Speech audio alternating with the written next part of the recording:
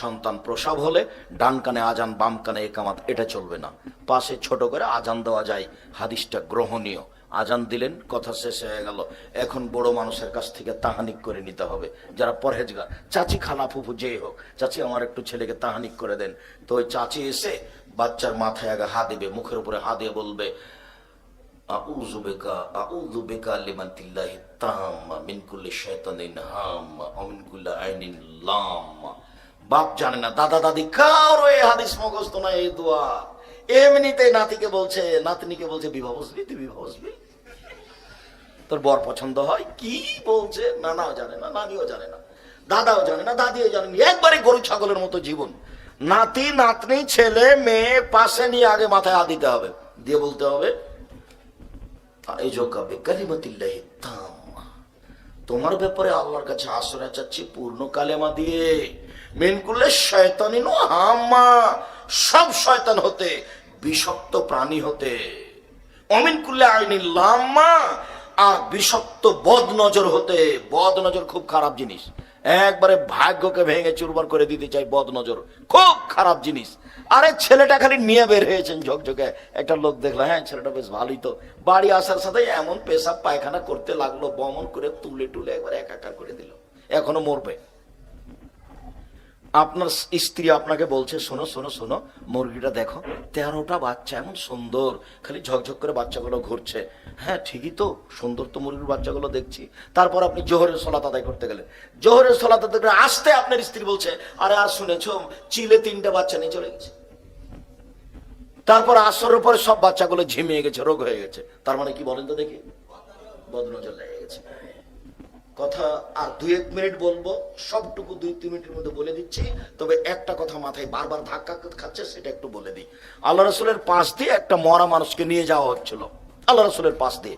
তখন আল্লাহ রাসূল বলছেন, আল মুস্তারিহু ওয়াল মুস্তারাহু মিনহু, এই লোকটা আরাম নেক, ওই লোক থেকে জনগণ আরাম নেক। এই ভাষা আল্লাহ রাসূল সাহাবী বুঝতে পারলেন না, আল্লাহ নবী কি বললেন এটা আমরা বুঝতে পারলাম না। মুস্তারি কি আর মুস্তারা কি, আরে বুঝলা না?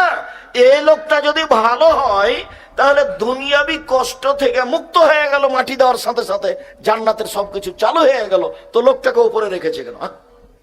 লোকটাকে মাটির ভিতরে দিয়ে দেখ, তাহলে ওর জান্নাতের কি হবে, সব চালু হয়ে যাবে। তাহলে দুনিয়াবি ঝামেলা থেকে এ পেয়ে গেল, নিরাপত্তা পেয়ে গেল, আরাম পেয়ে গেল। আর এই লোকটা যদি খারাপ হয় তাহলে এখন জনগণ বিপদে। কেন? ওর ক্ষতি পড়বে আলাল এবাদে অল বেলাদে ওয়া সাজারে ওয়া দাওয়াবে।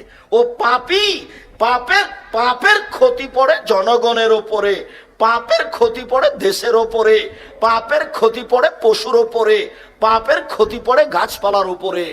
আপনি জেনা করে যে জমি দিয়ে হেঁটেছেন, ওই জমির ধান টান মারা যাবে। এবং যে বাড়িতে আপনার জেনা চলছে, ওই বাড়িতে পশু প্রাণী মাঝে মধ্যে নষ্ট হবে। সুদ খাচ্ছেন, এটা ক্ষতিগ্রস্ত হবে। আপনাকে আমি বুঝাতে পারিনি। লোকটা খারাপ যদি হয় তাহলে ওর প্রতিক্রিয়া পড়বে দেশের উপরে, ওর প্রতিক্রিয়া পড়বে মানুষের উপরে, ওর প্রতিক্রিয়া পড়বে গরুর উপরে, পশু প্রাণী, ওর প্রতিক্রিয়া খারাপ প্রতিক্রিয়া পড়বে গাছের উপরে। বুঝাতে পারিনি কথা। আল্লাহ রাসূল বলছেন, জেনা করে রুজি কমে যায়, ব্যবসা মায়ের খাবে। জেনা যদি চালু থাকে তাহলে কি হবে? ব্যবসা মায়ের খাবে, লস হবে, ক্ষতি হয়ে যাবে, লোক আরেকজন টাকা মেরে নিয়ে চলে যাবে। শুক্রিয়া। 2-1 মিনিট। সন্তান জন্ম নিয়েছে, বড় মানুষের কাছে তাহানিক করে নেন। তারপরে 7ম দিনে আকিকা দেন, দিতে আপনি বাধ্য। কুরবানি আকিকা এক নয়, কুরবানি নেকির কাজ, আর আকিকা আর বাপকে দিতে হবে, দিতেই হবে। তারপরে বাচ্চা যখন হাঁটতে শিখেছে তখন পায়জামা পরাবে, জাঙ্গিয়া নয়, হাফ প্যান্ট নয়, পায়জামা পরাবে। ঢিলে ঢালা পায়জামা পরাবেন টাকনোর উপরে, মেয়ে টাকনোর নিচে। দিন যায় রাত্রি যায়, দিন যায় রাত্রি যায়, দিন যায় রাত্রি যায়। খাতনা দেওয়া লাগবে, খাতনা দেন, মুসলমানি দেন, দাওয়াত দিবেন না কাউকে। খাতনার কোনো অনুষ্ঠান নাই, অনুষ্ঠান কিন্তু অলিমাতে চলে গেছে, কথাটা থেকে গেছে, সব অনুষ্ঠান অলিমাই। তারপর আপনি আকিকা দেন, 7 দিনের দিন, ওটা তো বললাম 7 দিনের আগেও হবে না, 7 দিনের পরেও হবে না, জরুরি। তারপর আপনি খাতনা দেন। এবার ছেলেকে স্কুলে পাঠান, মাদ্রাসায় পাঠান। মেয়ে যদি হয় সুন্দর পোশাক পরে পাঠাবেন, আর বলবেন আমাকে সালাম দিয়ে যাও। বাড়িতে যখন ঢুকবে তখন সালাম দিয়ে ঢুকবে। এইভাবে আপনি ছেলে লালন পালন করেন। ফাইজা বালাগা, ছেলে মেয়ে যখন বড় হয়ে যাবে, মান ওয়ালাদাল্লাহু ওয়ালাদুন ফালিহিসান ইসমাহু, কারো যদি ছেলে মেয়ে জন্ম নেই সেজন্য একটা সুন্দর নাম রাখে।